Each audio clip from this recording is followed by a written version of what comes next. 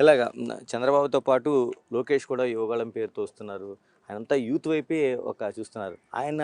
ఆయన ఆలోచనలు ఎలాగ ఉన్నాయి మీకు? ఆయన ఎంకరేజ్‌మెంట్ ఎలా ఉంది మీకు? లోకేష్ గారు అయితే చాలా ఫార్వర్డ్ థింకింగ్ అండి. అండ్ వారు ఐటీ మినిస్టర్గా, పంచాయత్ రాజ్ మినిస్టర్గా చేశారు. పంచాయత్ రాజ్ మినిస్టర్గా చేసినప్పుడు ఎక్స్టెన్సివ్గా సీసీ రోడ్స్ చేశారండి. ప్రతి విలేజ్లో ఇప్పుడు కూడా మనం చూస్తుంటే మన అన్ని విలేజెస్లో వారి మినిస్టర్ ఉన్నప్పుడు చేసిన రోడ్సే ఉన్నాయి. అది వాళ్ళు మెయింటైన్ కూడా చేయలేకపోయారు. హ్మ్. మనం వెళ్తుంటే కూడా వాళ్ళు చెప్తున్నారు ఇవన్నీ మీరు చేసిన రోడ్స్ వాళ్ళు ఒక్కటి కూడా చేయలేదు దాని తర్వాత. ప్లస్ సర్పంచెస్కి ఏమాత్రం హక్కులు లేవు ఈ ప్రభుత్వంలో.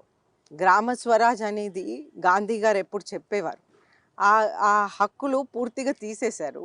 ఆ పైగా చూస్తుంటే మన ఎమ్మెల్యే గారు రెగ్యులర్గా వెళ్తూ ఉంటారు. గాంధీ విగ్రహం అక్కడ పెడుతున్నారు.